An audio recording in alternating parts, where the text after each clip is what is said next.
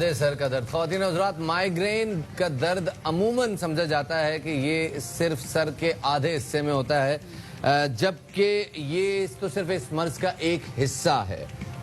Migraine के दौरान मरीज को कमजोरी महसूस होती है, मतली आने लगती है, आंखों के आगे अंधेरा छाने लगता है, रोशनी बुरी लगती है और इंसान बहुत ज्यादा सेंसिटिव हो जाता है। और हम आप लोगों को ये भी बताते चलें कि दुनिया भर में माइग्रेन जो है ये तीसरी आम बीमारी है। 14% अफराद इससे मुतासर है और हर 7 में से एक शख्स को माइग्रेन का दर्द बर्दाश्त करना पड़ता है। माइग्रेन एग्जैक्टली है क्या, हम इससे छुटकारा कैसे हासिल कर सकते हैं और क्या क्या चीजें हैं जो माइग्रेन का सबब बनती हैं, इसी वाले से बात करने के लिए हमारे साथ स्टूडियोज में मौजूद हैं डॉक्टर रजा रिजवी जो कि न्यूरो स्पेशलिस्ट हैं। अस्सलाम वालेकुम डॉक्टर साहब, वेलकम टू बाखबर सवेरा। डॉक्टर साहब, बहुत सारे लोगों को माइग्रेन की प्रॉब्लम है, लेकिन लोग अंडरस्टैंड नहीं कर पाते कि माइग्रेन आधे सर में होती है, पूरे सर में होती है, सर के अगले हिस्से में होती है, पिछले हिस्से में होती है। What exactly is migraine? देखिए, माइग्रेन बेसिकली जिसे आधे सर का दर्द कहते हैं मेडिकल टर्मिनोलॉजी में, इसे माइग्रेन कहते हैं।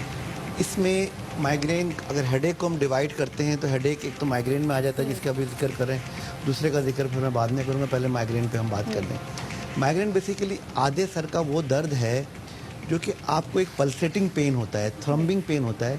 जैसे अगर आप अपनी पल्स पे हाथ रखते हैं तो महसूस करते हैं कि आपके सर पे कोई हथौड़ा मार रहा है, कोई हथौड़ा मार रहा है आपके सर पे, और वो पेन आप इतना सेंसिटिव होता है कि you can feel that pain. अच्छा, उसके साथ साथ आपको नौजिया होता है, वॉमिटिंग होता है, आप डिज़ी फील करते हैं, लेथार्जी, रोशनी बुरी लग रही होती है आपको, और ये 3 घंटे से लेके 3-4 दिन तक परसिस्ट करता है। एंड जो भी दवा लेते हैं वो आपको एक शॉर्ट टर्म ट्रीटमेंट है इसका, लेकिन अनफॉर्चुनेटली अभी तक इतने रिसर्चेस के बाद भी माइग्रेन का अभी तक कोई प्रॉपर एक ट्रीटमेंट नहीं हो सका है, if it is only migraine. अच्छा, इसमें 2 तरह के माइग्रेन है, एक क्लासिकल है, एक कॉमन माइग्रेन है। क्लासिकल माइग्रेन क्या है? क्लासिकल माइग्रेन में आपको पहले पता लगने लगता है कि जी आपको हेडेक होने वाला है, जैसे थोड़े फ्लैशेस आए आपको, थोड़ा सा यू फील अनकंफर्टेबल, तो अगर उसी फौरी तौर पे आप मेडिकेशन ले लेते हैं तो it helps you in the severity of migraine कि वहाँ तक ना पहुँच पाता है वो। लेकिन जो कॉमन है वो एक आम सा है कि जी आपको किसी वजह से भी हो गया माइग्रेन, एग्रीवेटिंग फैक्टर्स में आप स्ट्रेस है, आप फटीक हो गए हैं, आपकी नींद पूरी नहीं हुई है, कुछ लोगों को फूड से कुछ हो जाता है, तो ये तमाम तब एक alcohol is one of the thing. इन चीज़ों से, कुछ को कोल्ड ड्रिंक से बहुत ज़्यादा हो जाता है, कुछ कैफ़ीन के एक्स्ट्रा इस्तेमाल से भी हो जाता है। तो कैफ़ीन बेसिकली अगर बहुत ज़्यादा इस्तेमाल हो तो it can help you in the migraine, but when बहुत ज़्यादा इस्तेमाल हो रही है तो sometime it induce the migraine. भी एतदाल की जरूरत है। सर, आपने जैसे बात की कि जैसे ही माइग्रेन, क्लासिकल माइग्रेन का आपने कहा कि जैसे ही सर दर्द महसूस होना शुरू हो फौरन पेन किलर खा लेनी चाहिए। बहुत सारे लोग हैं माइग्रेन में, उनको कोई डिक्लोफिनेक्स यूज करते हैं, कोई पैरासिटामोल यूज करते हैं, कोई एस्पिरिन यूज करते हैं, वैरायटी ऑफ पेन किलर्स। आपको क्या लगता है कि यूजुअली पेन किलर्स की पोटेंसी बहुत ज़्यादा होती है, 550 mg की भी पेन किलर होती है और 10 mg की भी होती है। ये डिसाइड किसको करना है कि यार अगर मुझे थोड़ा सर का दर्द हो रहा है मैं थोड़ी पेन किलर खा लूँ? हमने देखा है लोगों को इस तरह का सेल्फ डॉक्टरिज्म करते हुए। देखिए, सबसे पहले तो मैं एक बात ये करूँगा कि सेल्फ मेडिकेशन नहीं होनी चाहिए, क्योंकि आपको पता नहीं कि आप क्या डोज ले रहे हैं, और फिर ज़्यादा ओवर डोज की वजह से आपको जीआई प्रॉब्लम्स होती हैं, सीने में जलन शुरू रहती है, अल्टीमेटली वो आपके एग्रीवेटिंग फैक्टर्स में आ जाते हैं। फिर माइग्रेन अगर आपको है फॉर वंस, आप एक स्पेशलिस्ट से अपना एक ओपिनियन ज़रूर कराइए, एंड वो दवा अपने साथ रखें, एक शॉर्ट पीरियड के लिए दवा खाते हैं, और उसमें उसका फ़ायदा ये होता है कि आपको एक 15 दिन दवा खाई, उसके बाद माइग्रेन आपका ख़त्म नहीं होता, लेकिन इंटरवल जो बीच में दर्द का इंटरवल होता है ना, वो बढ़ जाता है। लेट्स से अगर आपको वीकली बेसिस पे हो रहा है, आपने 2-3 हफ्ते, वो 2 हफ्ते दवा खा लिया, 4 हफ्ते वो दवा खा ली, उसके बाद हो सकता है कि आपको 6 महीने बाद माइग्रेन होगा ज़रूर, लेकिन आप वो मेडिकेशन यूज़ कर लें। दूसरी अहम चीज़ ये कि once for all any sort of headache needs to be investigated.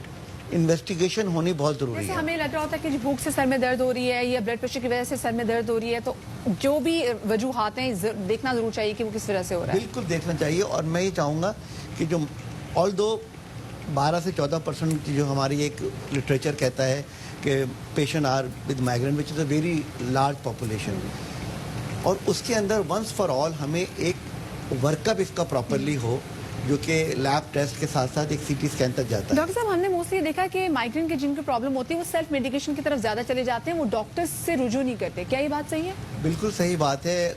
वो फार्मेसी पे जाते हैं, they ask for any medication, they take that thing without knowing कि उसकी डोज कितनी है।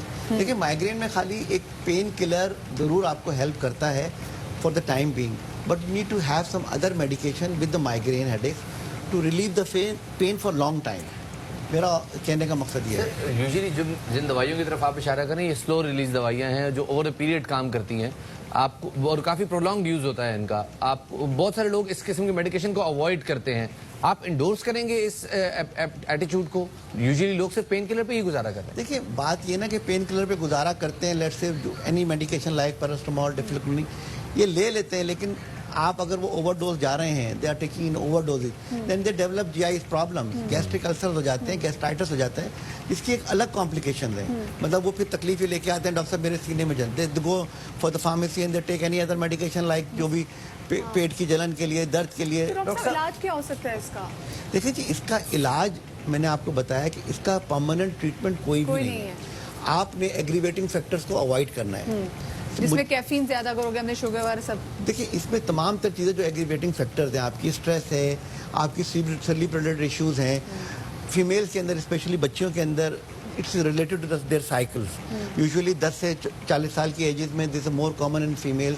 यूँ समझ लें कि 1:3 का रेशो है मेल और फीमेल का। 3 फीमेल इन्वॉल्व होती हैं, 1 मेल इन्वॉल्व होता है, तो वो एक जो साइकिल है ना उसकी sometimes they are related to that. ये जो बहुत इंपॉर्टेंट है, हेड मसाज। हर शख्स कहता है मेरा सर दबा दो।